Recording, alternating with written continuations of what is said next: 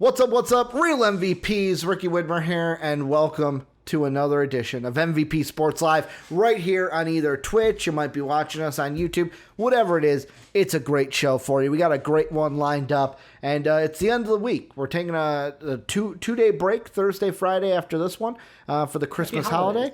We will be back on Friday, as Dave just said. My beautiful co-host, Dave Oster. I'll introduce myself. Said happy holidays, which all of us to you, happy holidays, and how you're going to spend your extended weekend this week. But Dave, we got a lot of NBA today. We're doing our NFL picks today. Should be a great show. And let's get the housekeeping out of the way before we get right into everything. First off, Discord, greatest community on the internet. Go ahead and join it today. Link down below or exclamation Discord into your Twitch chat gets you that. Patreon.com/MVPvids is how you go ahead and support us. Dave and I did a mock draft. Today, the internet, I just got to say, fuck Comcast, by the way. It gets a little windy and then the internet can't work. So then I can't sign into my Adobe to do anything. So that will be up on Patreon tonight. So if you want to get the mock draft a week before everyone else, Patreon.com/MVPvids. That's how you go do that. Thank you to our Patreon producers, Pat Hill and Philly Sean. Also, you can watch us on Twitch, like the beautiful people are right now, twitch.tv/MVPvids. And we're also on YouTube at MVP Sports. So if you want to catch all of us, that is how you do it. Dave, a lot of basketball to start. We got a lot of games tonight. The NBA is in full swing. We had 2 games last night, though, and that's what we're going to open up the show with. NBA opening night saw the Nets absolutely demolish the Warriors. That was going on during our show yesterday. That was over quick. And then the nightcap, the Clippers beat the Lakers, which our resident Clipper fan, Retro, who was in the watch along with us, was like, yep, business as usual. The Clippers always win the opening match against the Lakers of the season. I was going to ask you, what are your opening thoughts and or overreactions to the Nets game, the Nets Warriors game, and even the Clipper Laker game? First off, congratulations to Kevin Durant for being all the way back. Give me this 90% shit. Yeah, you came out and just knocked the doors off. In the first 2 minutes of the game, you were already just like, oh, that's Kevin Durant still. Yeah, he's got it. 100% still got it. So that was lovely to see.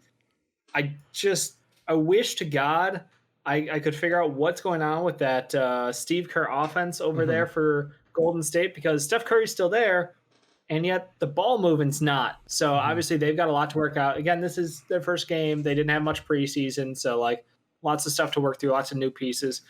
Saw James Wiseman do a lot of work in not crunch time. What's the opposite of crunch time? Garbage time. Garbage time. Thank you. Yeah, he did work in garbage time. He looked good. He's got to get better at receiving incoming passes. Got to get a little softer hands, maybe. He seemed to bobble a couple of those away, unfortunately, early in the game. It was nerves.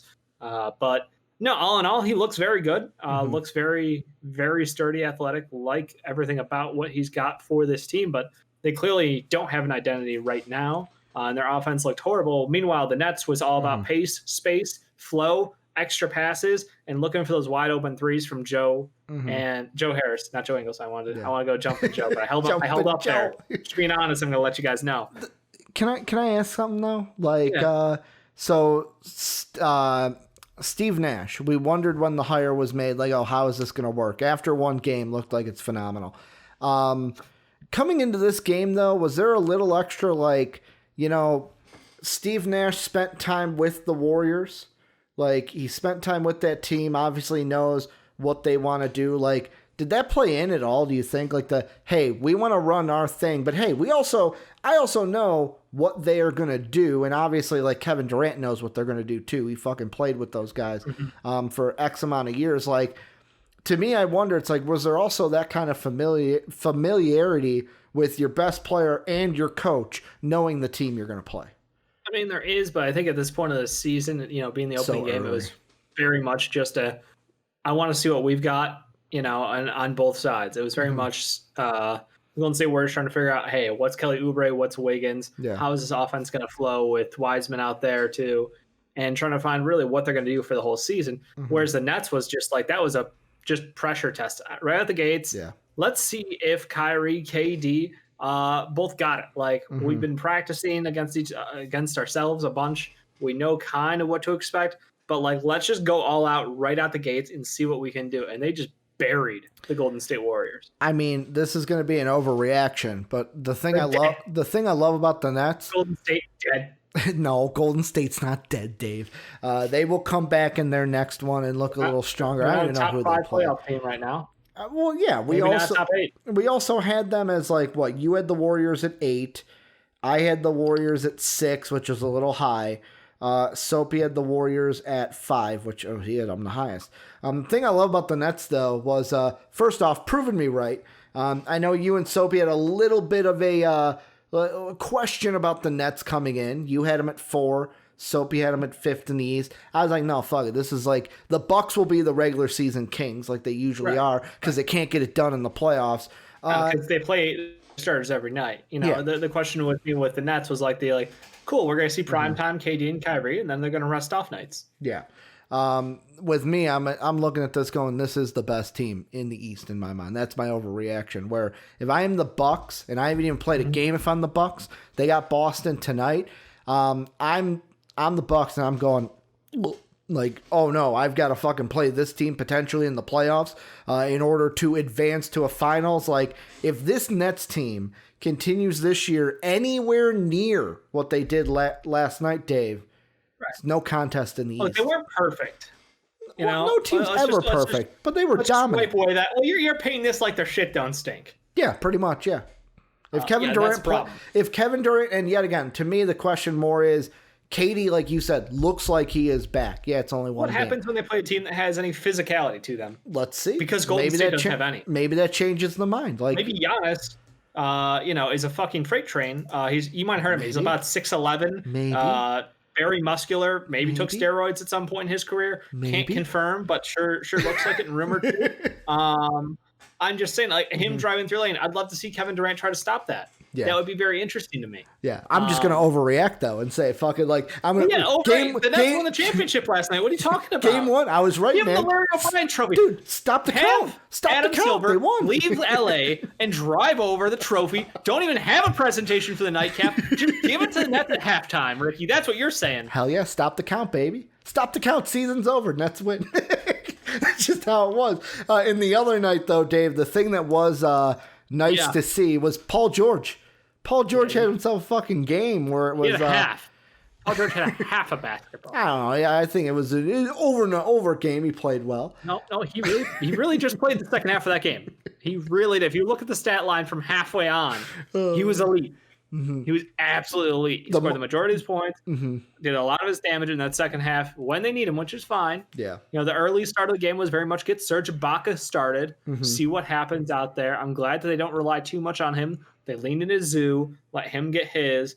Ibaka's someone who you only want out there for like 20, 25 minutes tops a night. A lot of the Raptors fans were kind of making mentions of that. Like, remember how we started off last year? As the season drags on, he gets a little slow or a little tired, or you're going to need his rest out there. So I'm glad that the Clippers organization knows that, hey, we don't got to go let this man play 35 minutes a night. We just need to, give him a couple every little bit of time. We're good. But, Kawhi, deadly. Paul George, absolutely disgusting. A little disappointed that Kennard didn't have a pop-off game. A lot of people memeing his contract today. But he'll get his. I mean, tonight was last night was Paul George's night. Or Paul George's second half. And I do love the crude reminder to all the blog boys who are touting THT as the fucking chosen one from the preseason. I think he had 4 minutes and 3 personal fouls. Dude, he literally entered the game and instantly fouled. Most valuable contract in the NBA, according to Kate Perk. Some would say. I mean, Luka's not a thing or anything, but the thing I loved was, and Clipperholic, I'm getting the tweet for this, but Paul George after the game, Paul George said there was no issue in the locker room. Now a guy's upset with preferential treatment. He basically threw Trez under the bus, where it's basically through Trez, where it's like he's the only one that was upset with everything. Trez was a leak, Yeah, he was the one trying to start shit in the offseason. Also, another Clipper tweet that I saw that I was like, that's kind of interesting. The Clippers took 43s last night. And the tweet said, I loved it, even if they didn't make every three. that was taken. He said, hi, Reggie.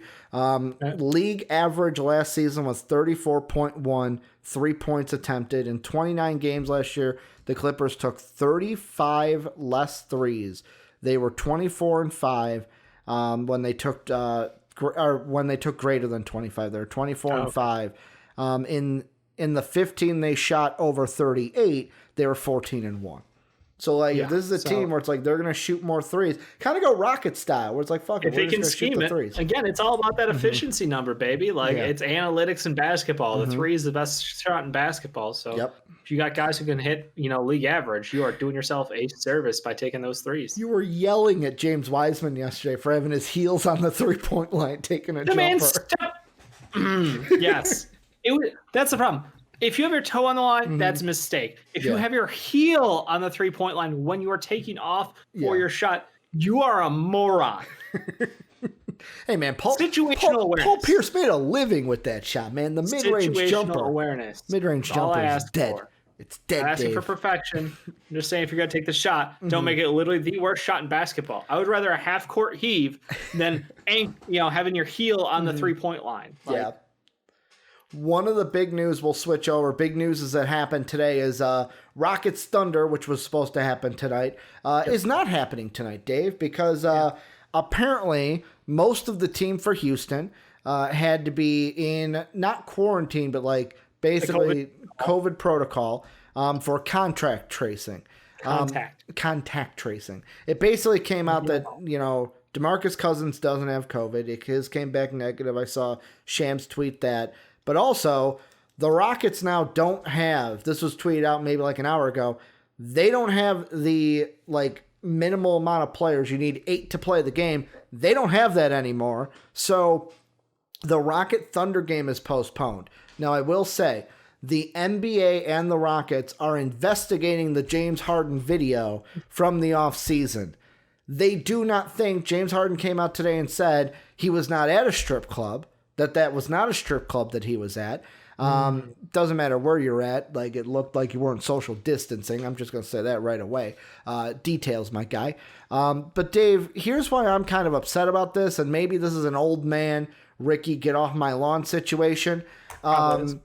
This game should not be postponed. I'm not saying it should be played. I'm saying the Rockets should have to forfeit this game. This game should be 0-1 for the Rockets, 1-0 for the Thunder. You move on, because I think it is a disservice, and it will be a disservice for teams that are going to follow the rules this year with the COVID protocol and then have to move games in an already packed season to where it's like, now you're going to mess up travel, you're going to mess up days off because you're trying to fit this game in. Fuck it. Cancel it. The Rockets forfeit. They didn't have enough players. They're the ones who, their players, no matter who it was, couldn't follow the rules. That's the only problem I have with this. Shouldn't be postponed. Should be a forfeit for the Rockets. I genuinely agree with you here. It doesn't happen often, but when it does, I can't say that you're wrong here. Situation where Rockets players, clearly, it's on them. Like, it's a personal responsibility. It takes all of us, kind of a thing. And clearly, they did not, and they're suffering for it. So I agree. I think it's a forfeit flat out. Like, the NBA season shouldn't have to play these games of, well, this team has X amount of makeup games, and where are they going to fit in the season? How's everything going to work? No, fuck that. It's a forfeit. Like, you can't get 9 people healthy. You don't get to play basketball. That's what it is. Like Jake says on Twitch chat, they already stated it wasn't because of Harden. I don't care whose fucking fault it is. Like, somebody. I think Martin Jr. Yeah, so the rookie they took in the second round. Yeah, Soapy said they linked it to a rookie, which Martin Jr. Thank you for that one. Also, Jake says Wall and Boogie really went to get a haircut. Fucking stupid. But it's just a fact of like, this going to be the precedent set by the NBA now, to where it's like, if there's a COVID break in protocol and teams don't have enough players, how many games are we going to have to postpone? Yet again, we're hoping not a lot of games fall into this, but let's be honest, we're no longer in the bubble. We've seen it in baseball. We've seen COVID outbreaks in football, which has been a complete mess. Steeler fans might be bitching. That's why they're losing games. No, you're losing games because you're dead. You're dead, Dave. But I mean, the Rockets, like, other teams are going to have outbreaks. It's going to happen. But since we're not in a bubble, is this really how the NBA, like, this to me is the NBA saying, this is how we're going to set it up. This is how it's going to Yeah. be. I'm all at this point. It seems too lenient, and it seems like you're throwing players under the bus, basically forcing them into bad situations to play makeup games. So I'm opposed to it. I think that again, it's a professional responsibility. It's part of the game now that they just have to keep themselves basically locked up. And hey, you get to play a game for millions of dollars if you can stay in your hotel room on the road. If you can not expose yourself to situations which could lead to you catching a horrible fucking disease, like let's be responsible adults here. Come on, guys. Yeah. The big thing we'll get into though with the NBA is there was an article put out by Bleacher Report today that I thought was very interesting. Season is starting yesterday, a lot of games coming into today. They put together an article of buying or selling early season NBA trade buzz. I say we do the same thing. We put it out there, and then we say if we're buying or selling it. Some of these are a little spicy. The first one, multiple teams interested in trading for PJ Tucker. Part I'm going to read. PJ Tucker is heading into the final year of his contract, and he has been looking for an extension, according to Kelly Iko, Sam Amick, Shams of The Athletic. If the Rockets don't give him one, multiple teams have expressed interest in trading for him, according to Michael Scotto of Hoops Hype. Dave, buying or selling interest in PJ Tucker? I'm sorry, but Michael Scotto sounds like you're making an office joke, like he just decided how. His name is, I'm assuming it's Scotto because it's Scotto. It feels like, it's a Michael Scott joke from the office. Like it's just like a him with a bad accent kind of a thing. Yeah. But no, I buy it. PJ Tucker's on a great contract. The problem is with him is like he peaked so late in his career that yes, he's an older player already. I think he's like 34, 35. But it does seem like he's got a couple more good years left in him. So like any team that picks him up for the, very reasonable contract that he's at right now, like I would say hell of a deal. He's a winning basketball player. He's a playoff player. He can cover multiple positions defensively. He can stretch the floor. Like he's everything you want in a role player. So I am 100% in on this, and it's up to this Rockets team to pull head from ass to figure out what they're doing, because clearly if Harden doesn't want to be there and they're having COVID issues and they're having locker room issues and all this shit's fucking a buzz, like maybe PJ Tucker deserves some fucking sincere respect from the organization since he helped carry their ass for years being a professional. Now, is it going to be the only thing, because I'm buying this also, like PJ Tucker is a type of player that I don't think he gets traded now. I think about February, March, when the playoff picture becomes a little bit more clear, there will be teams that, like you said, the thing that he can do most effectively, veteran defender. That's what I look at. And teams need a veteran defender. They need a good defender. They need good defense in the playoffs to play. He can guard 3, 4, 5. He can guard 3, 4, and 5. And the only question I have on this is, so they say he wants an extension. Does that mean whoever trades for him, he's going to, like, the only thing is, well, the only way we're trading for him is if we are going to give him an extension ourselves, or will a team trade for him even if it's a rental for the playoffs? I mean, I think it might be like a handshake kind of deal where it's like, hey, we want you long-term kind of thing. Like, the big question is, would he be included with a Harden plus deal? Yeah. I think that's the spiciness to this one, because on his own, he's a great asset and at a great value.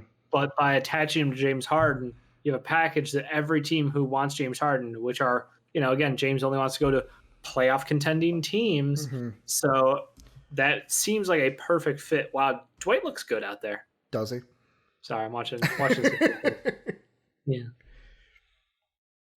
You were saying about PJ? I ended my thoughts on PJ. Ended it.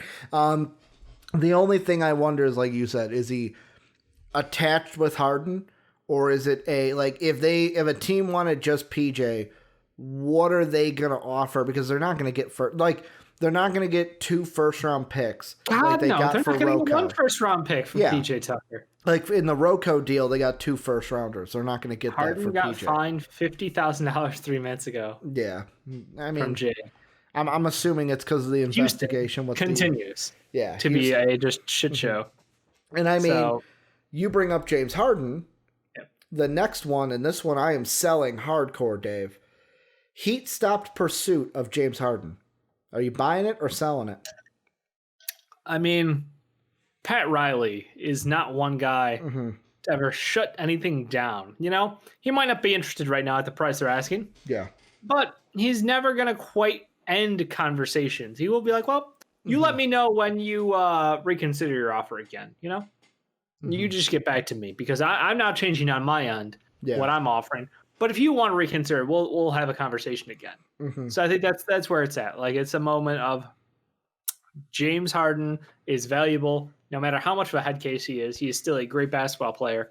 And I think it just comes down to the fact that they don't want to give up Tyler Hero for him and have to maybe pay extra kind of a situation because of the contracts. Like, Tyler Hero as a value is great right now. It's at an all-time high, you know, if he was a stock. So, like, you only expect him to get better and better and better from here because we haven't seen him play since he capped off a wonderful finals run. I do think that they're still going now. Duncan Robinson plus, you know, what gets us there? How can we make this work with side pieces and steal James Harden from the Rockets? Because at some point the Rockets will get desperate. That's the Pat Riley thought. It's the, like, I don't got to pay up for this. I can go get Victor Oladipo if I wanted to. Yeah, which make me push a button here. You know, I got other options in the league. Like, Pat Riley is the fucking Don of the NBA. Like, he's the old school mob boss who runs the fucking show. Quinn Snyder's the loan shark. Pat Riley's Snyder the Don is the boss. knee breaker. Quinn Snyder goes out and knocks on your door with a fucking crowbar. Just time's up. Tanya Harding, a fucking lead pipe. Is that what Quinn Snyder is? I mean, he's a scary man. Like, the only reason why I want to say, like, there's a part of me that wants to buy this only because.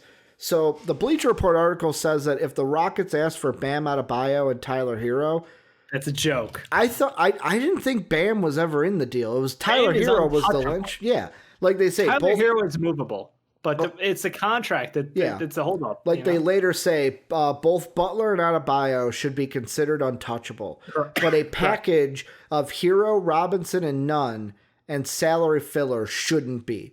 Because I always thought Bam was untouchable. That the Rockets want Tyler Hero, the Heat don't want to move on from Tyler Hero because of the season that he had last year. And it's basically why should I move on from this hot young kid for an old James Harden? Like, this hot young kid. He's a hot young kid. He was hot last year. He was fucking a flamethrower last year, Dave. Not talking looks. I'm talking play on the court, Dave. Phrasing anymore, Ricky? Like, I mean, he's a young basketball player. These kids, they're kids to us, Dave. They are. They're kids. I know, but the phrase "hot young kid" is not. I know. Phrasing. Like, fuck it. Shit happens. Yeah. But I mean, I want to buy it because I want to say the Heat don't want to give up Tyler Hero. I think you'd be stupid to not give up Tyler Hero, Duncan Robinson, and Kendrick Nunn for Tyler Hero. I think that package of those three plus a first round pick or maybe two. Yeah. Maybe two. I mean, because that seems fair. Like I'm thinking, the only ways I'd buy this is if the Heat for sure don't want to give up Tyler Hero, or if they think James Harden is not going to mesh with their locker room and ruin the chemistry that they have. Those are the only two reasons I would buy this. The reason I want to sell it and why I'd settle to sell it is you never pass on a guy like James Harden. If you feel like he is a guy that can help you, a team that was in the finals last year, if you feel like him and Jimmy can get you back to the finals and win the finals, you don't stop pursuing that. I agree completely. I mean, you always keep those lines of communications open. And this leads us into a team that's playing right now. You are watching them. Jake just commented about them in Twitch. Shake fucking Milton. We're moving into the Sixers. The next one is, do you buy or sell the Sixers not trading Ben Simmons? I am selling this because if a Harden deal is going to get done, Ben Simmons is in the deal. Yeah, it's a fucking joke to say that Ben Simmons wouldn't be on the table. It is what it is. Like, Ben is the low-hanging fruit of that 76ers roster. We all know it. We all think it. You know, it's no surprise to anyone. The man can't fucking shoot a basketball. Clearly, he's not championship material right now. They want to win a ship. They've got Embiid. They've got great role players around him, and Seth Curry, best Curry, Danny Green, Scott, basically someone who will go out in a crowd and punch somebody if you need to have it done, the enforcer. Right, our test. Dwight Howard, I love Shake as a 6-man. He looks very good out there. And Maxey, who knows what his upside is. So, like, if you have to do a Ben Simmons-centered deal, do a Ben Simmons-centered. If it includes Maxey, it has to, I guess. I would make that happen. I would try not to. And Jake's saying I'm not trading Maxey in any deal. You can't think of what you want. Is Maxey the Tyler Hero for the 76ers? No, because he hasn't done anything. Uh-oh. You can still hear me, right? I can't see you anymore. Yeah, but you can hear me? I can hear you. I don't know. I think my camera just died. It did. I don't know why that happened. So I will have to fix that in a second. But yeah, I mean, for me, I'm just going to put my picture up there and we'll fucking switch sides, Dave. For me, it's all about the receipts. Where Daryl Morey, the whole thing was, so when we talked about this, when the news broke, it was like Shams reported 76ers have made Simmons available. Then an hour later, Morey told Shams that, like, we're not trading Ben Simmons. He's an important part of our future. Bleacher Report also puts in here, it's like, I go, can we check the receipts, please? Let's check the receipts, because they say Morey went on record in June 2019 saying that the Rockets would not be fielding calls for CP3, who was Harden's running mate in Houston at that time. He traded a package headlined by Paul and Oklahoma City Thunder 3 weeks later for Russell Westbrook. So, like, he didn't want to do that. The whole problem was that was his arm being twisted. In his mind, he said, we're not trading Chris Paul because Chris Paul is a better player. Unfortunately, what happened was James Harden and ownership were like, so you're trading Chris Paul. And that's where I'm like, I don't want to believe him, but at the same time, I understand, like, his words versus what he was being told to do. In this situation, I don't think there's anyone telling him to trade Ben Simmons. But at the same time, I think that he knows James Harden's a better player than Ben Simmons. He should pull the trigger. Also, the thing, because the Bleacher Report article does say whether Morey changed his mind or Harden put pressure on the organization to make the deal happen, it wasn't a good look either way. My question is, and this is the thing of, Morey has history with Harden. He likes Harden. Well, he's got no history with Ben Simmons. Is he going to be open to building a history with Ben Simmons? Let me see what it is. Or should Morey be like, no, I know that guy can do what I want. I have no faith in Ben Simmons because this is a new relate. It's like the GM that comes in, you're not my quarterback anymore because I don't have we have no connection. I want to bring in my own guy. Is that what Morey's eventually going to do? I don't think he has that, I have no faith in you. I mean, Ben Simmons is still an all-NBA caliber defender. He's one of the best defenders in the NBA. He's one of the best passers. He's got great size. He's got great upside. But, like, I do think that he, might want to watch how Ben Simmons plays in this offense and, where the limitations are of a Ben Simmons run team, and then evaluate, James Harden's value at that time. That's the problem. It's not the I come in and Ben Simmons is chopped liver. It's very much like, Ben is good and all, and let's see how far we can get with Ben. But we've watched a team led by Ben for a couple of years, and I think from my end, it's very clear how they lose in the playoffs, and how other teams have the ability to slow or stop Ben Simmons and the 76ers team from succeeding. Your camera is hard dead. I don't have anything else to say about this. Shake and Maxey are unreal, Jake. I'm glad you're bringing it up because I'm watching this game. I'm going, yeah. These kids can ball. Yeah, I don't know what's going on with my camera. I was listening to you. But yeah, I don't know what's going on. So my camera might be dead for a little bit. I think it might be the USB connection because the camera from behind is like flashing on and off, or the display is. So I think it might be that, but fuck it. Maybe I'll go and wiggle it or something like that. But like, yeah, I am selling this. Ben Simmons, if you want a deal for James Harden, that's what you want. You're going to go ahead and do that at all cost. We've got two more on the list, Dave. Staying with the Rockets theme because most of these are. I haven't heard about this one at all. I don't know if you have, but are you buying? This is from as Mike Singer of the Denver Post wrote. Houston's interest centered firmly on Nuggets small forward Michael Porter Jr., the source said. Those talks haven't materialized into anything substantial. Any potential deal would have to include Gary Harris or Will the Throw Barton, if not both, to match salaries, which would leave the Nuggets extremely thin on the wing. Are you buying Rockets' interest in Michael Porter Jr.? I think this is a no-brainer. Yes, I am buying this. I think a lot of teams would be interested in Michael Porter Jr. The question is, the medicals, the history, the concerns about the family longevity of ACLs, MCLs. There's a lot of concerns around him. So in my mind, if I'm the Nuggets, I'm selling high on Michael Porter Jr.'s value. I would absolutely pull the trigger on a deal centered around him to get in someone like James Harden. 100%, no doubt in my mind, give up Gary and or Will. As long as I keep Bol around, we're a fucking dynasty. That's really the concern there. He's still playing with his cable. I'll talk more about the Nuggets. Look, they're a stupidly deep team, and obviously, even with MPJ's concerns about his health, we could always say, whatever. If he stays healthy, he does look like a dominant scorer. He could put up 20 plus a night. He does look almost automatic at times. It's weird for a kid who has coached basically his whole life to still have a lot of moments in games where he looks like he's not lost, but on the defensive end there are a lot of learning needs to happen there. And he did get injured in his 1 year of college, to be fair. So he didn't get the minutes necessary. I think he only was in the opener and the closing game pretty much that season. So he did miss some learning time, but his defensive deficiencies are definitely known. But offensively is why you're getting the guy. The guy's a walking bucket at times. Dave, you're the real MVP. I heard what you said. I heard when you were like, oh, he's still fiddling with the camera. I'm going to keep talking about the Nuggets. You're the real MVP because it took me that 2 seconds to fucking get it done. I had to unplug it, plug it into a new USB, jiggle it around, but got it to work. To me, it's the whole thing of, like you said before I walked away, was, of course, anyone's going to be interested in Michael Porter Jr. Yes, there's the medical questions, which I heard you talk about. Obviously, that's a thing. But, Gary Harris is good.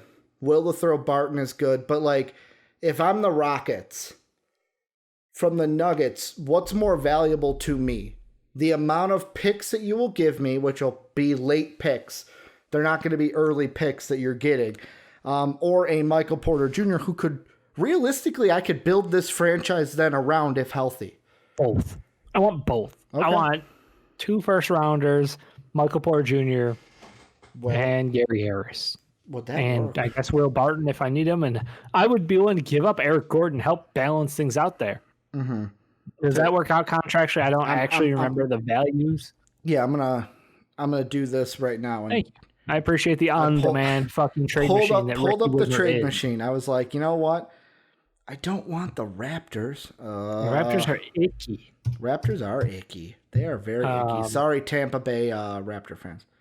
Are they Tampa Bay? Yep, Tampa Bay. That's where they're playing. I felt like Tampa Bay. Yeah, they're Tampa Bay. Because it's the Tampa Bay Raptors. Doesn't sound good. Dave's like, I don't like that at all. I want to come up with a new name.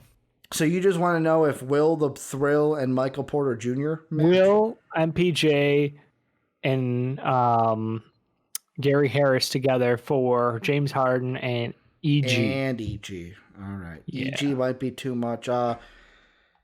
No, the Nuggets would have to give up $12.4 million still if you added EG. Gordon paid a lot of money. Which you'd have to give up a Paul Millsap who's on the ain't doing it.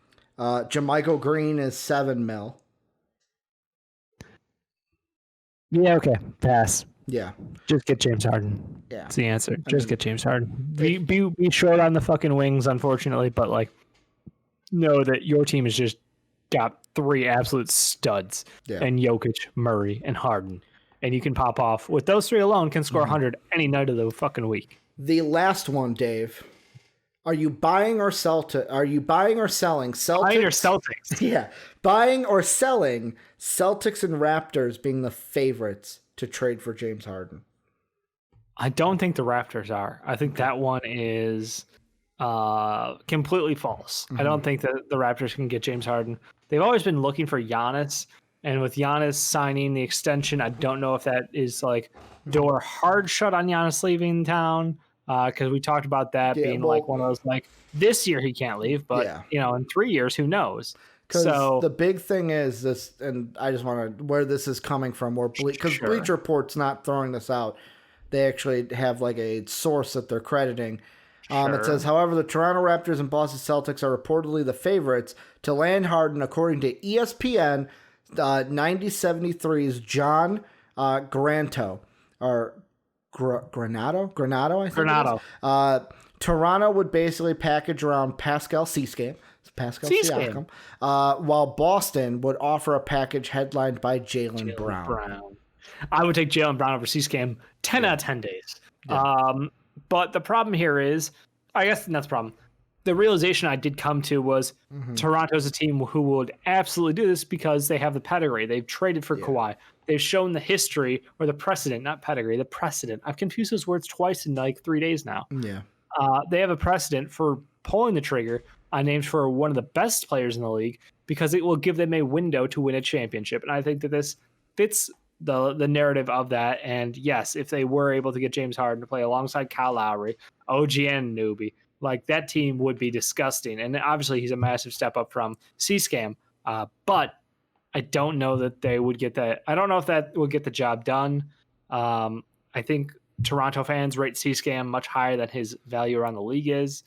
So my expectation is the Celtics have the much better deal, but then we fall into the Danny Ainge conundrum.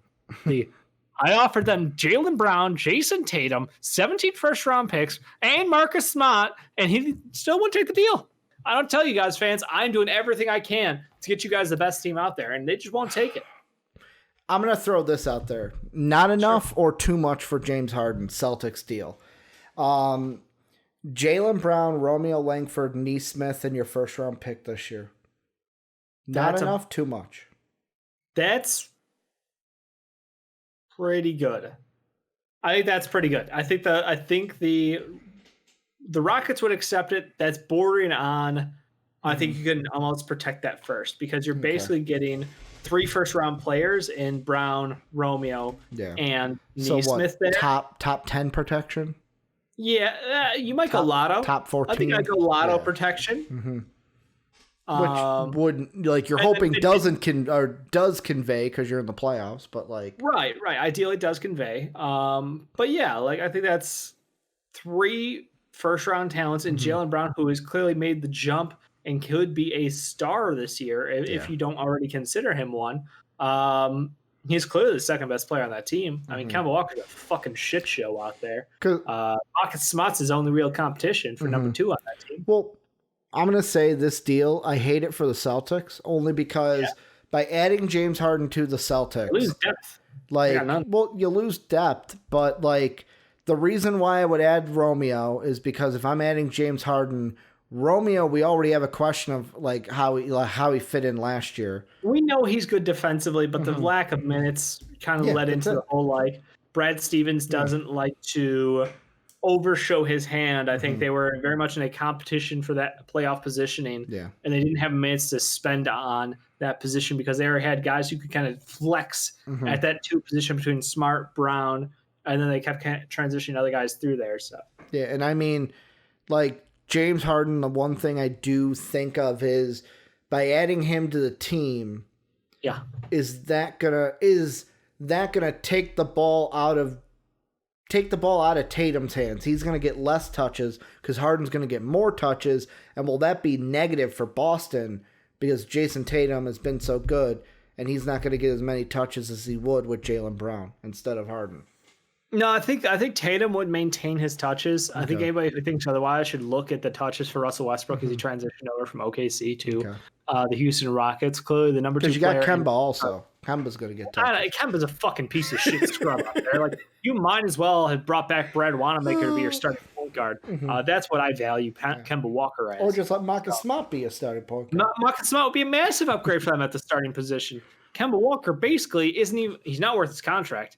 He's just a walking shit stain on the court right now. So I really do expect them to try to find a way out of that deal. Yeah. Like it's like a curse. Since they fucked over IT, they've not been able to land a true point guard on this team. It's interesting.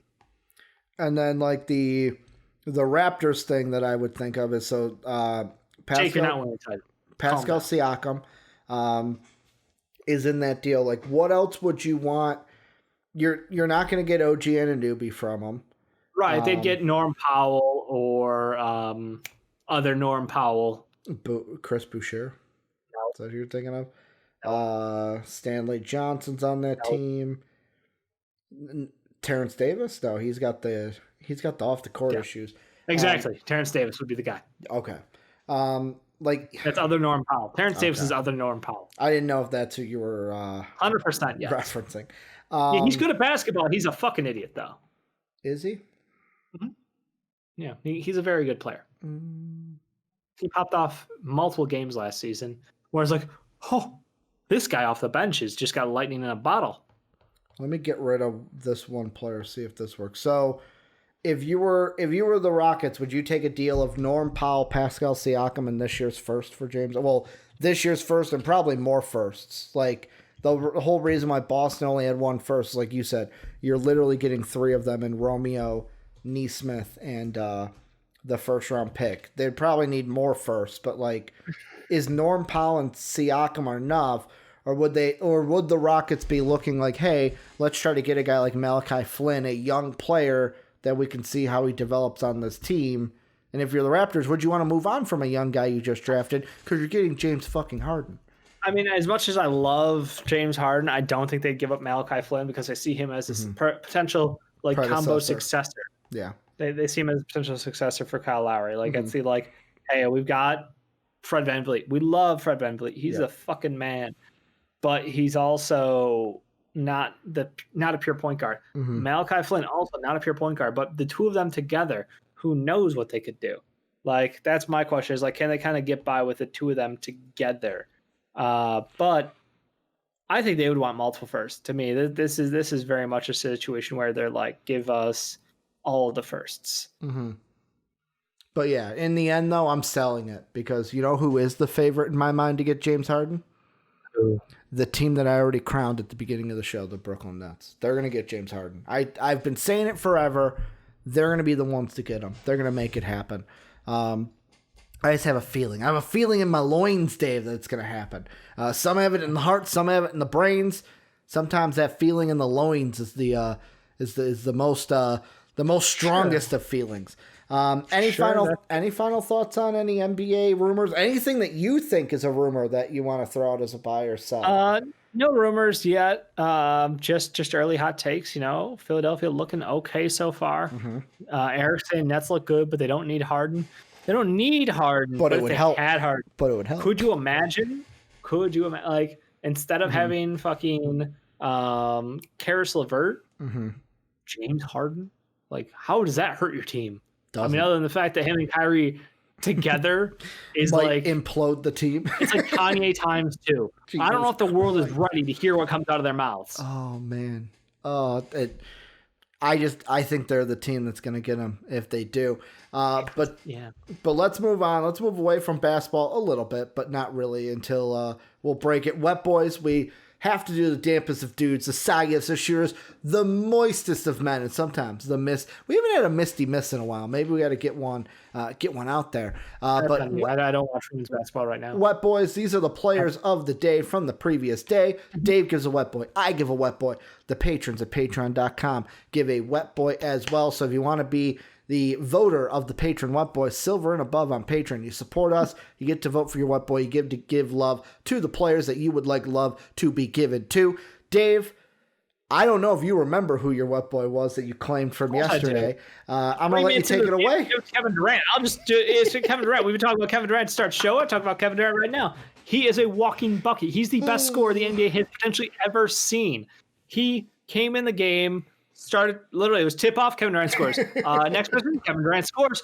Next possession, I think Kyrie scored. And then next possession, Kevin Durant scores again. It was literally just like clockwork. This man did not miss a beat. And again, he 22 points, I think 24 minutes or something like that.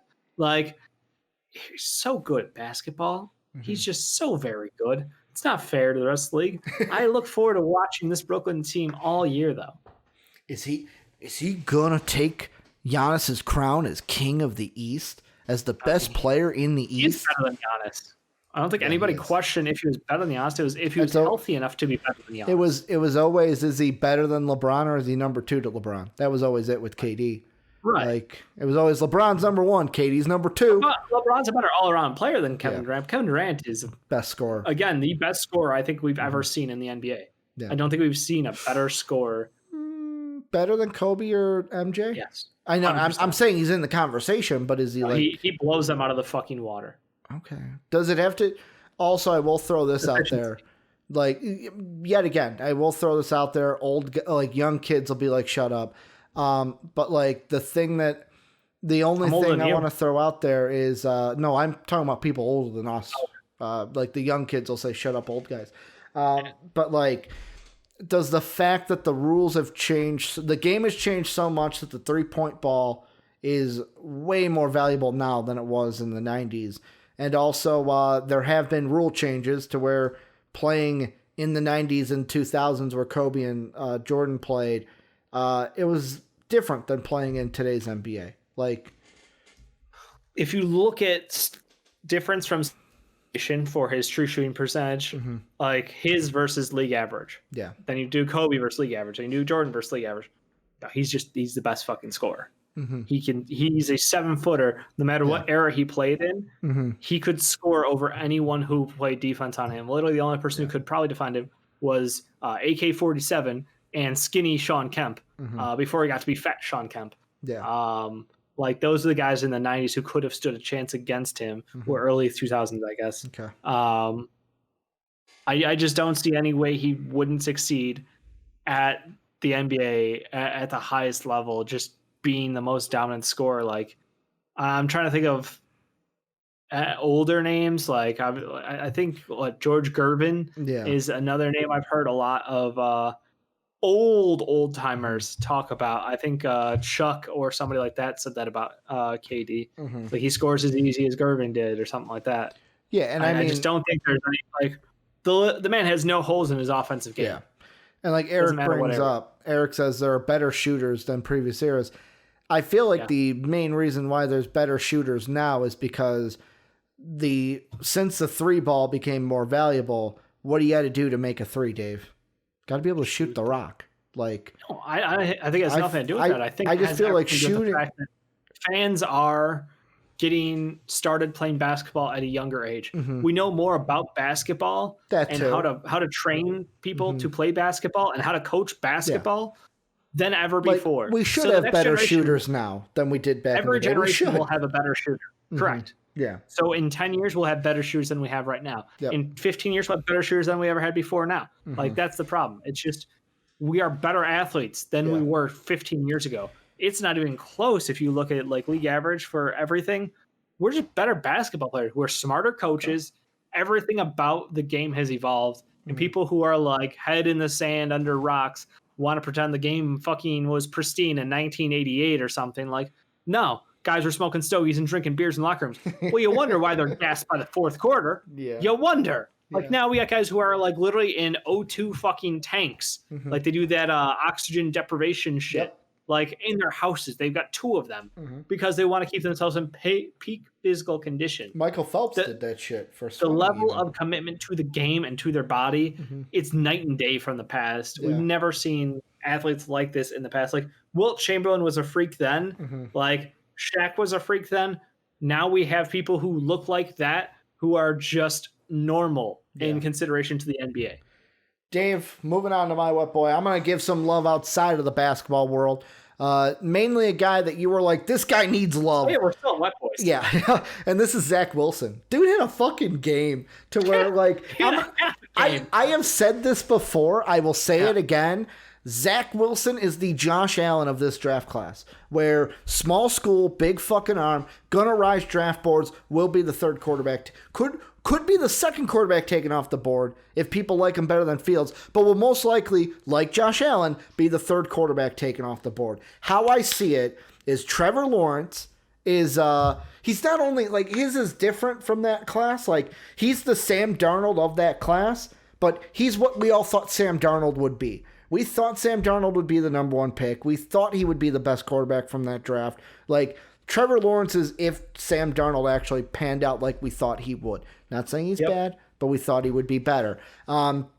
Justin Fields is the yet again, I kind of put him in the position of maybe he's the Baker Mayfield because Baker went 1, but yet again, Baker rose. Like Baker was outside. Justin Fields was always at 2. So maybe he's the Josh Rosen if Rosen was actually like number 2 and like panned out like we thought he would. Yet again, not comparisons. I'm talking situations. Is he playing for the Niners this week? Yeah, well, he's backing up C.J. Beathard. But he's signed to a 1-year deal, and they put Jake Matthews, former Eagle, on the practice squad. Fucking can't wait to see him play Week 17. Zach Wilson is the Josh Allen of the draft class. Trey Lance is the weird one. He's the one that's the odd man out right now because I think people are like, because we only saw him in 1 game, Wilson's looked better. Trask has looked better in a full season. The 1 game we saw of Trey Lance, people didn't like him. So, like, Zach Wilson, going to show it again, had himself a fucking game. Also, I love the picture, the Jordan headband, just showing it off, the white Jordan headband for Zach Allen. You didn't even include his rushing touchdowns up there. I forgot. He had 5 touchdowns. I only put the passing ones. That's a mistake on me. Halftime, Ricky. That's a mistake on me. 3 passing, 2 rushing touchdowns at halftime. Then they he's like, I'm done. It's a bowl game. I don't need to play anymore. I made my case for why I'm the third best, possibly second best quarterback in this draft. The patron wet boy, Dave, we gave him a dry dude during the bubble, but he came out day 1. It's fucking playoff P, baby. Paul George got the wet boy. Soapy was like, Paul George deserves the wet boy. He was telling me before the game's live, he goes, Paul George better get a GD wet boy. And then he was upset that Paul George got the patron wet boy and not the wet boy because apparently Soapy thinks our wet boy is higher than the patron one. No, we're like, equal. To where like if we pick it, it's like the patrons get the scraps from us. No, I value the patron choice. I'm like, hey, whoever the patrons took, I'll take who they didn't take. Every day, Ricky tells me. Yeah, there are few occasions though where like I've had to put in there once where it's like Ricky claims blank, Dave claims blank, to where it's like no, Dave wants to go off. Tom Ranch, yeah, we're claiming him. Yeah, well, that's our boy. There was one time you're like, tell him I claim Jimmy Butler. Like, yeah, Jimmy Butler's my dude. Jimmy Butler was your dude. I've been running the Jimmy Butler train since Jimmy Butler was a Bull, and defending him against this playoff Paul over here, Paul George out here. Playoff Paul. Playoff Paul. Because Sean and me had the ever living argument of Paul George versus Jimmy Butler. Who would you rather have? They're forever tied together. Who did didn't you guys have an Embiid versus Cat debate too? Yeah, I won that one pretty clearly, didn't I? So yeah. Sean was a one Cat guy. The playoff team, the other one's a fucking joke. Okay, Sean was a Cat guy. I couldn't remember who was on either side of that. That's the greatest shooting center we've ever seen. Make him a better basketball player than Joel Embiid, though, unfortunately. Joel Embiid is really fucking good. Actually gives a shit about basketball, turns out. But, Dave, let's end the show. Reason why we're doing it on a Wednesday is because we are taking off Thursday and Friday. We got a ton of games this week in the NFL. Thing I want to bring up first is I didn't bring this up on Monday. I'll bring it up right now. Overall records, to remind everyone how good Dave and I are at picks. Last week, Dave was 12-4 in 16 games. I was 11-5. The main difference was I picked the Vikings and I picked the Eagles. Like, those were the two that kind of fucked me. Poor choices there. But this week, I think, is an easier week. Overall on the season, I'm at 143, 76-1. Dave is at 141, 65-1. The only way I caught Dave is because Dave didn't pick 1 week. The week of Thanksgiving. Winning percentage is what we go by here, Ricky. Yeah. That's the big man's game. Yeah, I mean, you and I have been on I've been consistency has been my game. Like, since week 12, 10-4, 11-4, 11-5, 11-5. Like, fucking consistency. I'm hoping to keep it. I'm hoping to keep it the same here. You have been just as good, if not just a little bit better than I've been in most weeks. But we'll go through game by game, kind of make our pick. The first one, we have a Friday game, Christmas Day action to compete with some of the NBA games. Yes, sir. My Minnesota Vikings against Jake Neverman's practice squad Saints. The Saints are actually a 6.5-point favorite in this one. I know they have Drew Brees. I know Kirk Cousins isn't good on primetime, which technically this ain't a primetime game, but I guess it's the only game. Beat the Saints when it counts. That's the thing. Jake says, Jake's like, Kirk Cousins is our kryptonite, and that's what I'm going to go with. Vikings win this one. If you want to bet on this game, I would bet on the Vikings plus 6.5 because they're going to win. They're not going to lose. Yeah, I think you're wrong there. I think the Vikings, again, the Vikings barely lost last week against the Bears, who are terrible. Yeah, Mitch plays us well, though. Like, that's the thing. Bears play us well. They just have our number. I think now that Drew Brees has another week under his belt, he's going to feel it. Michael Thomas might be back. I don't know, actually. His offensive line won't be back? Is Michael Thomas playing this game? I don't think so. Here, let me see the injury report. Jake, do you know? Can you confirm? Michael Thomas is not on the injury report for ESPN. Oh, shit. But Andres Pete is offensive tackle. Yeah, that's fine. The only wide receivers they've got is Marquez Callaway and Traquan Smith are questionable. Yeah, no, you're done. I'll take the Saints. Okay. And Drew Brees, please. Then we have Dave a litany, a three-peat, a three-stack. Oh no, he does say Thomas isn't playing. He's on the IR. Oh, he's on the IR. He's on the IR. ESPN doesn't have that listed. He isn't back. Jake says isn't back until the playoffs.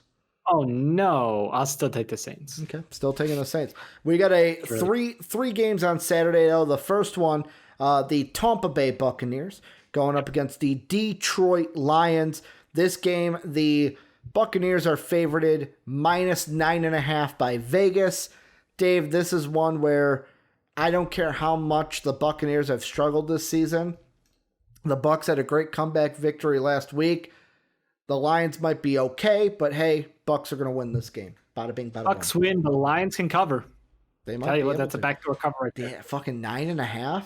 Maybe they lose by a touchdown. They cover everybody close. Mm-hmm. They don't give a shit about who you are. They will play you close. And this, I heard on McAfee's show, could be the last national TV game for Matt Stafford in a Lions uni. Oh, you're right. It could because the last game, Vikings Detroit, isn't going to get flux. That's going to be Washington Philly for the NFC crown next week. Dave, who's going to be the losing record? But like minus last week because the Titans kicked the shit out of the Lions. Green Bay was close, 31-24. The Bear game was close, 34-30. Hot. Yeah, 20-0 against Carolina. 30-27 Washington. 41-25 Houston. That wasn't that close. A little fight. But like Atlanta, new coach, 23-22. Yeah, who dis? Who they? Who dis? Who them? All of them. But yeah, I got the Tampa Bay Bucks winning this one. The second game I think is an easy one too because I think C.J. Beathard's getting the start. Josh Rosen is backing up C.J. Beathard for the 49ers. Home game for both teams because both teams call the Arizona Stadium their home. But I still think DeAndre Hopkins, Kyler Murray, and the Cardinals, they should be able to get a win. They're at -5.5 via Vegas. I think they get a win. They win this one before losing Week 17 to the LA Rams. LA almost went back into the past there, Dave, but they'll lose to the Rams next week. Beat the Niners though this week. I also have the Cards. They're just a better team. CJ Beathard's a shitty quarterback. I hope Rosen gets snaps. Yeah, I think Rosen will get snaps for sure Week 17. You think so? No, I want now. Yeah, but do you think if he doesn't this one, he gets him in Week 17? Absolutely. I just want him to get... We were talking about him in the watch-along. Like, the thing I feel sorry about for Josh Rosen is he has never gotten a chance. He's never gotten a chance wherever he's been at. This game would be special, though, because it'd be the team that drafted him that didn't give him a chance. And kicked him out of town for Kyler Murray. The nightcapper on Saturday, though, Dave. Dolphins Raiders. I'm going to say Vegas disrespecting the Miami Dolphins because I know the big story is Derek Carr. How injured is that groin? And was he icing it all week before potentially being able to play? I don't think he will play. And if he does, people will question why he didn't come back in the Thursday game. But Vegas only given the Dolphins -3 against a team that is dead in the Las Vegas Raiders? I don't tell you here. The Dolphins, but the Dolphins offense has not clicked the way we, again. But Gesicki was out last week. Like, that's the thing. And so was their starting running back. Yeah, in Gaskin. Whatever his name Miles is. Gaskin. Gaskin. Yeah. Gaskin and Gesicki, baby. Without the two of them, what do you expect them to do? I mean, Devonta Parker's questionable. Gesicki's questionable still.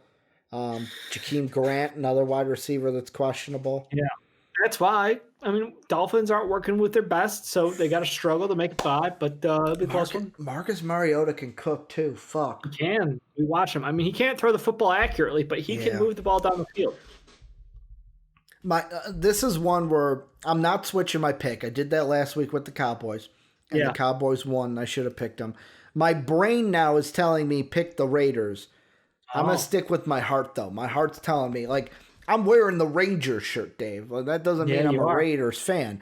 My heart's telling me go with the Dolphins. I'm not going with my heart here, even though my head is now telling me go with the Las Vegas Raiders. Then we got the Sunday games. The first one should be an easy one. Chiefs playing host to the Falcons. They are. Don't see how the Chiefs lose this one. Chiefs are a minus 10.5. No way they lose. No way they lose. Like, this is shocking that line isn't bigger. I mean, the Falcons give up every game. Even if the Falcons come out and score 14 straight points to start the game, I don't believe they'll win this game. Then the next one, yet again, a lot of these picks, I feel like good team should beat bad team. Where the upset's going to happen. Season. Yeah, we're late in the season. Upsets are kind of rare at this point. Here's the interesting one, though. Browns minus 9.5 against the Jets. Part of me wants to go, fuck it. Jets run it back. They beat the Browns. But we know the rule of Baker, Dave. Baker beats bad teams, so I got to go with the Browns. Yes, he does. Can the Jets cover, though? No. Dave's like, no, they're not going to cover. Also, the thing that I found interesting, McAfee actually brought this up.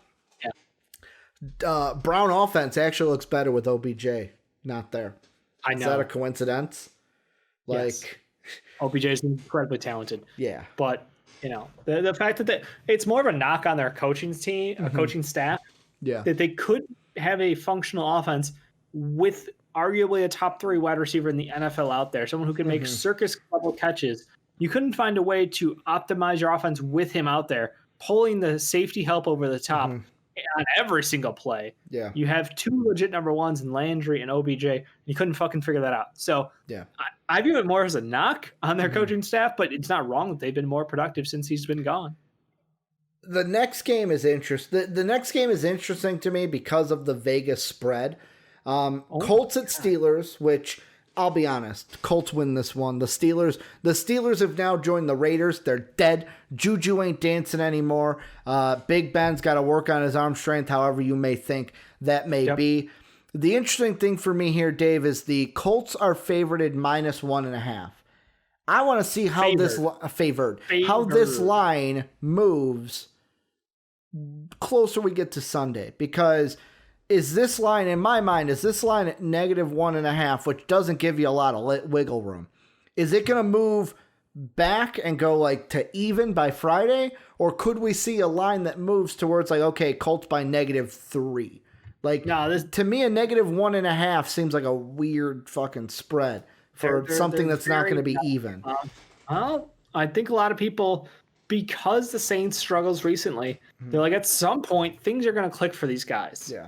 They've got a great offense. The Steelers. Yeah, the Steelers. So they've got a great offense. Colts defense has been legitimately fantastic all year, though. Hell yeah. And we'll see defensively. I mean, we talked about the players they're missing on that Steelers defense last week. Nothing's changed. They're still out a handful of guys. So can they take advantage of old man Phillip Rivers throwing gosh darn it interceptions? Gosh darn it.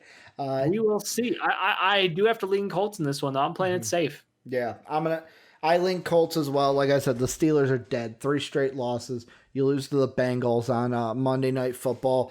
This is a team where the offense can't get much going. Colts have a fucking phenomenal defense that is going to be hungry to get at this Steeler offense. Steeler defense can play, but plus the Colts offense has been cooking as of late. Another game that should be an easy pick, Dave, but some people are saying there might be an upset here. The Bears going down to Jacksonville to play the Jaguars. Bears are favored. They get minus 7.5 from Vegas. Yeah, I don't know about that shit. I ain't playing with that. Nah, Bears should be heavy favorites in this one. Our offense has been fantastic since Mitch's return. I don't know if it was his time on the bench or Matt Nagy officially not calling plays, quote, quote, quote. Something's different. We can seemingly move the ball when we need to. I'm not getting excited about it. I still think that Nagy and Mitch should be gone at the end of the season, but we should win this game over the Jags. At least, we can do that for them. Jake just scared the fuck out of me. What does he mean by Kobe just got ended? Did Kobe White get injured? Is that what Jake's telling us? Is he stopping my show? Or he get dunked on by Collins or some shit. Okay. I got scared for a second, Dave. Can't be talking about that. Thanks, Jake. You can't say he got ended. Okay. I don't know. I'm guessing here. I got scared. He's right. Collins got an oop off him. So he said predictable. Not an injury, but I get scared when you say he got ended. And he's one of my fucking favorite players on the Bulls. You can't be doing that, my guy. I'm going with the Bears as well, Dave. The only thing I find funny about this game is it would be interesting if Jacksonville wins this game, basically gives Trevor Lawrence right back to the Jets. How you doing? Here you go, Trevor Lawrence. Because this is very much going to be a game where players and coaches want to win for Jacksonville. Front office is saying, I already see the fucking cha-ching that Trevor Lawrence is going to bring in being our quarterback. But like you said, Bears should win this one easily in Jacksonville. Yet again, another good team, another bad team. Ravens playing host to the Giants. Daniel Jones is listed as questionable. Also is Evan Ingram. Also is Golden Tate for this game. More Colt McCoy time. Ravens are favored 11.5 via Vegas. This one's no question to me. NFC East or least is bad. Ravens with the win. They stay in the playoff hunt. With a Raider win on Saturday, this could help the Ravens secure or jump the Dolphins for a week and get that 7th spot. Yeah, I'm all about it. I mean, come on. This one just seems very straightforward. The Ravens are the better team. Just that's what it is. I don't think anybody's going to question it. They've been playing well as of late. I think that Lamar is moving. Lamar Jackson. I'm literally watching highlights for LaMelo, and I just got the dad in my head right now. I know. Lamar Jackson, I think, is feeling good right now. So I got the Ravens win this one. Again, I don't see it being super close. I think that the line is too close. Yeah, I don't see it being close either. The next one, I'm going to let you pick it first because I may have a shocking pick here. Bungles Texans in Houston. Houston getting -8 via Vegas. Yeah, I mean, I'm taking the Texans in this one. I'm just kind of going yeah, sure. I mean, Deshaun Watson's offense, he seems to find QD out there. They look good at times. They're still a bad football team, but their offense can move the ball at times. Now this Bengals team coming off a win. They are coming off. Should we be afraid of that? I'm riding them, Dave. If I take an L for this, I don't give a shit. I'm going with the Bengals in this one. It's not like Houston's that great of a team. Yes, they have Deshaun Watson, who's better than Ryan Finley playing there for the Bengals right now. But I'm gonna go against what everyone's thinking. I'm gonna go with the Bengals. I know Bengal fans out there are gonna say, Ricky, what are you doing? We want to lose games, so we keep that pick. This would send a tie between the Bengals and Houston. Maybe put the Dolphins ahead of the Bengals. They don't get Penny Sewell, but you know what? Screw it. I'm going to go with the Bengals in this one. This could be the one upset that we see this week. Another interesting game because it's two teams that have bad records, but they have fucking quarterbacks who can fucking sling it. Broncos at Chargers. Chargers are right now favored at -3. This game was tough to call because obviously Air Bear. Yeah, Air Bear. Versus Drew Lock, who we represented like heroes and our fans. And they got slammed. Credibility gone, Dave. Gone. Fans didn't understand what we saw in him. Yeah. We were right. They were wrong, as always. We'll call it when we see it, Call it like we see it. When Dave was right. Always. Dave was always right. Scores don't matter. I am leaning Broncos. I'm not convinced the Broncos win, but I am leaning Broncos in this game. This is one where I hedge my bet somewhere because if I was a betting man, I would not bet this game. There are too many unknowns. The Broncos are such a seesaw swing team on offense. where they just click and it works or they don't. The Chargers have firepower, but week in, week out, they seem to just give away fucking the football. Defensively, they're missing for quarters at a time. I can't pick it. I mean, I'll take the Broncos, but it's like a weak, Dave, very weak pick. This one was easy for me. Broncos all day, every day. Only reason why is Chargers love to give away football games. The only reason they won last week was because the Raiders are dead, Dave. They're dead. Broncos with the win here. Like, it's going to be exciting. Air Bear's first passing touchdown. He will then be king of the mountaintop for the rookies with passing touchdowns, passing Baker Mayfield. Tied him on Thursday last week. We'll pass him this week because he should have at least one touchdown. But yeah, I got the Broncos in this one. This Charger team is not good. Air Bear's good, but the Charger team not that good.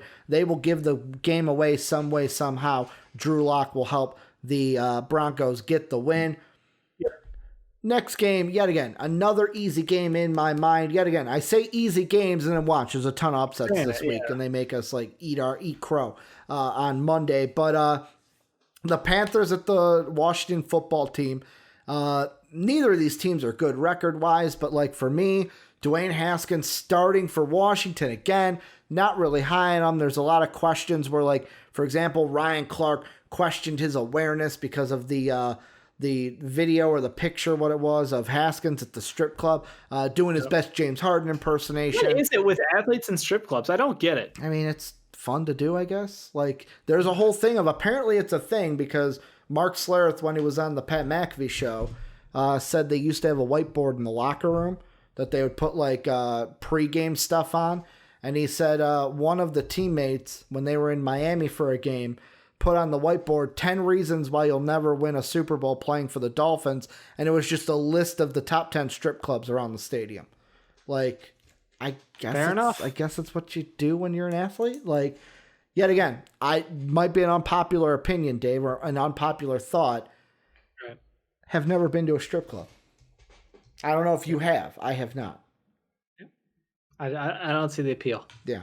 But I'm going with the Panthers. Teddy Bridgewater in this one. Panthers are not favored in this one. The football team is at -2.5. I think that's a travesty.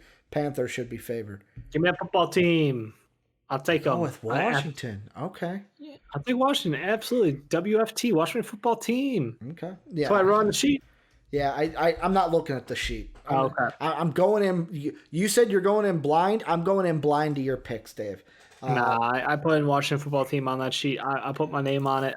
Their defense is so good. Mm-hmm. Their run game is good enough to carry them. Dwayne Haskins, shit quarterback, but they got a good enough run game, Ricky. That's where the faith is. Depends. If they get in the red zone a lot on offense, I like the Panther defense in the red zone better than I like we shall see the offense for the football team. Then we got an NFC least matchup. Jalen Hurts and the Eagles going up against the Cowboys. Dave, fly Eagles, fly. Jalen Hurts getting the win with a Washington loss. That means next week, Sunday Night Football, Eagles football team, winner gets in. Winner wins the East and gets into the playoffs. I share that sentiment. EDP will be happy this weekend. Eagles are also -2.5, by the way. Eagles being Jalen Hurts is fun to favored. watch, man. He's a baller. He is. Love him. Then the one you said beforehand, you didn't even want to pick a winner, and it's almost 50-50 between fans. 50.2% picking with the Seahawks, 49.4% picking with the Rams, a 0.4% going for the tie, Dave. One that you joked about of like, hey, it's a 33% chance that you get it right if you pick the tie. This line will have to move by Friday to even. It is -1 Seahawks. Like, this is a game where I would be surprised if it doesn't move to even in a straight pick 'em. But I'm going to go with I wanted to go with the Rams, but I will be honest, the Legion of Boom defense has looked better as of late in the second half of the season. The Rams lost to the Jets. I'm going with the Seahawks. How do you pick the Rams if they lost to the Jets? I said I wanted to. They're still a good football team.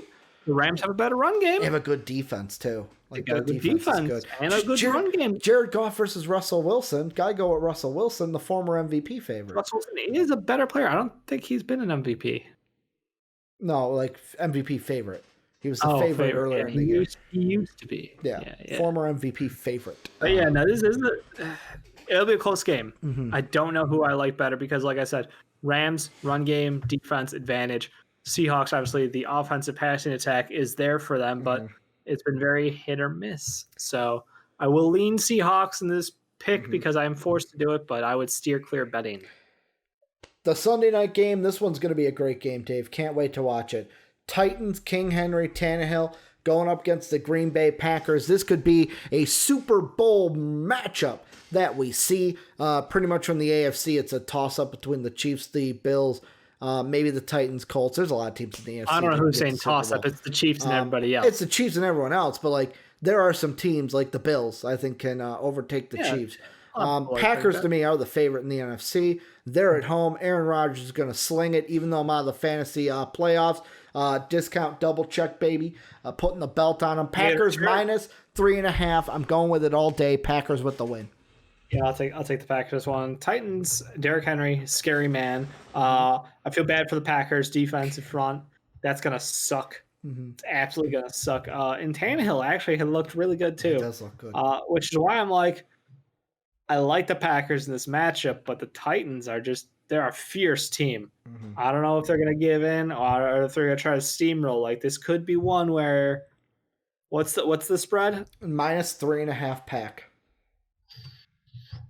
I think they win by a touchdown. I lean Titans on that one. 3.5. 3.5. You think Packers win by 3? You get that 3 points? You get that field goal? Like, you think it's going to be that close? It's tight. I'll take the Packers for the win for now, but yeah, that's a tight one. Dave, the last game, can you answer me how the Bills are only minus 7.5 against the Patriots of all teams? Respect to the Belichick. Like, this defense ain't what it used to be because of so many people that were like, nah, not going to play because of COVID. And you got Josh Allen who can fucking sling the ball. Like, this is a game where it's like minus 7, giving that to the Bills. Like, it's a little disrespect. Should be at least 10.5. Yeah. If not 13.5. Okay, slow down. I think they could win by 2 touchdowns. That's what I'm saying. Like, yeah, but we watched the Bills get off to a hot start and then just kind of let teams creep back in. That backdoor cover's available for the Patriots. You never know. Last week was 49-19. Pittsburgh was 26-15. You're right there. Yeah, even the Niners 10 points. So okay, I get like I'll say 10.5. Like minus 7 seems a little too win close. Big. They do. They win big. Like they're a good team. They're the team that I think will challenge the Chiefs for the Super Bowl in the AFC. And that's the last game we got. Those are our picks, Dave. One more week after this, and then guess what? It's playoff picks. After that, playoff football is almost here. But thank you for everything you guys do. That's going to do for MVP Sports. Dave and I will be taking Thursday and Friday off. We hope you guys watch some basketball. Watching basketball on Friday. Got a little football. Like I'm going to be watching that Viking game, but if it gets out of hand too soon, going right back to the basketball and solely focusing on that. For you guys celebrating, have a happy holidays, everyone. Have a great weekend. Take some time off, spend time with family. Well, spend time with family responsibly. Safety. Basically, Zoom calls is the best bet for you. Remember, join the Discord, greatest community on the internet. Link down below in the description or exclamation Discord gets that to you in Twitch chat. If you want to support us, patreon.com/MVPvids is the place to go. Thank you to our Patreon producers, Pat Hill and Philly Sean. We're on Twitch, twitch.tv/MVPvids. We're on YouTube, MVP Sports. That's going to do it for us. Go and watch some basketball tonight. It's already going on. It's going to be going on all night. Is RJ Barrett going to win MVP? I don't know. Could be He's a wet 8-8 from the field. 3 of 3 from 3. Here's the thing I'll say at the end, Dave, before I say my catchphrase. Jake said RJ Barrett's going to get a wet boy. It's a lot of days from now until Monday. A lot of days, a lot of possible wet boys for Monday, but that's going to do it for us. Have a good day, everybody.